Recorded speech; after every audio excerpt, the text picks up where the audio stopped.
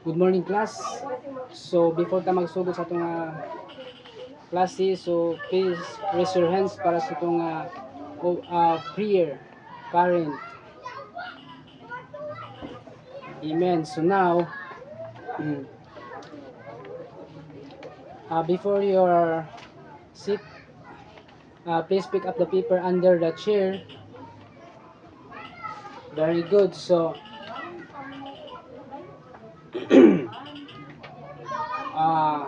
take your seat and kinsa may absent karon, please tanawan ninyo ang inyong kasitmate or absent ba? Wala.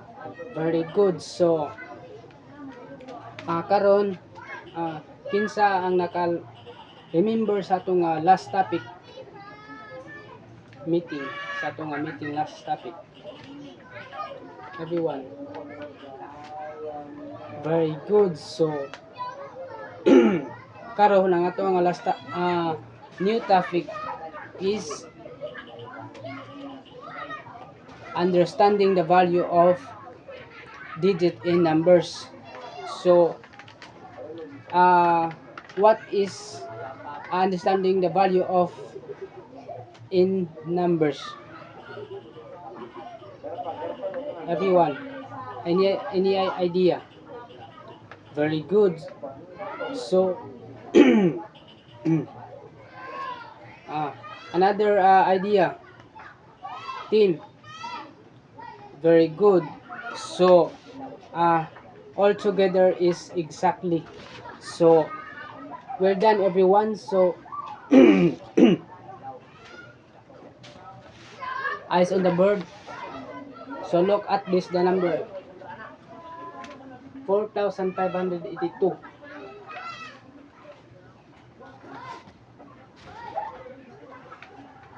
This the number ug unsa nga number nga para what is the represent the number?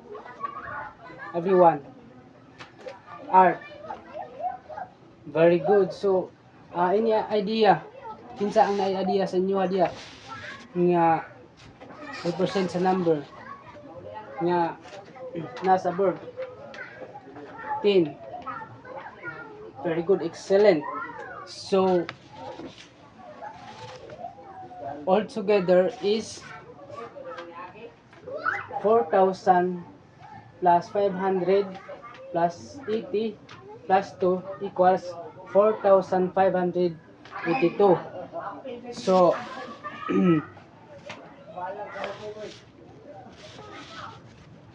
nasabtan ba nato ang nasabtan ba ninyo ang kuan unsay mga unsa ang understanding the value of the digit in the numbers? Very good. So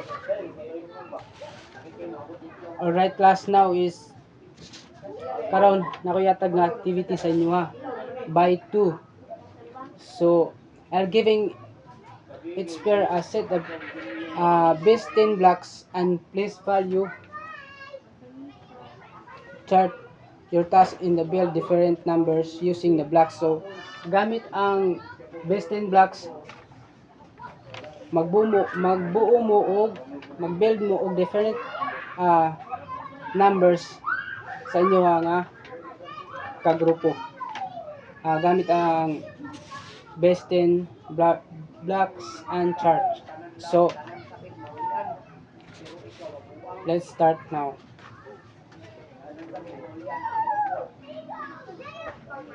So sa inyo nga mabuo nga number is inyo nga ang i-identify and analyze and explain to your partner. So nauman ang tanan. So karon atong ihapon ang atong i-count ang ug unsa ang pila ang inyong na-create. Karon is ang imo karon is you can create in 999. So Once you have bird number, I want you to identify. So, i-identify ang imuhang nabuhat. So, ang imong nabuhat is 999. So, perfect. So, class now is the number of 4,582 is unsaon man ang nimo pagkuan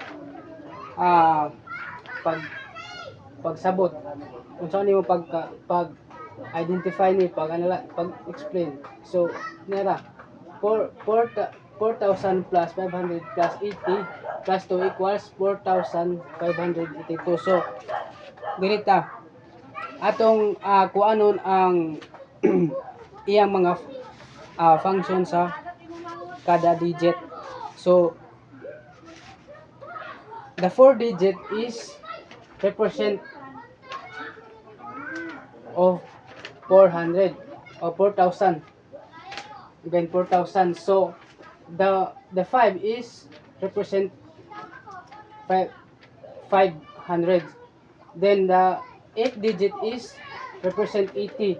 Then the last number is 2 is just 2. So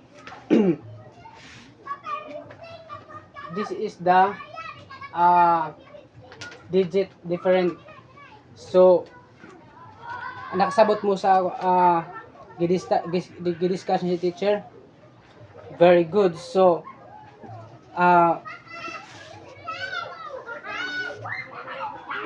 karon is we have a short quiz.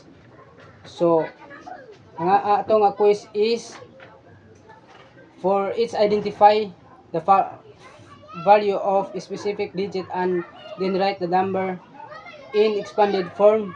For example, in 3,225 is what is the digit 2? Unsa man siya? What is the represent of digit 2? Is it means is 200. Nara siya 200. So ingana lang siya ang iyong button. Then ang pag mahuman mo inyo din ipasa sa dire sa front. Give you 5 minutes. Start now.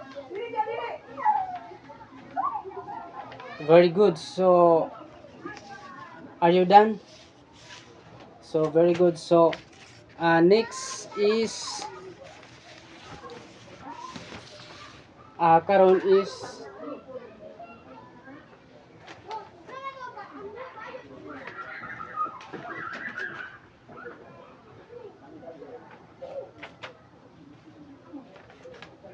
I'll give you a assignment. So assignment is mag-create mo og number og inyohang i-identify og inyoha i-explain ang inyohang numbers nga mabuo. Then inyohang hatagan ninyo og senaryo ang inyohang nabuo nga number para ma-explain og masabtan. Og maura kini ang atong maura kana ang assignment. Og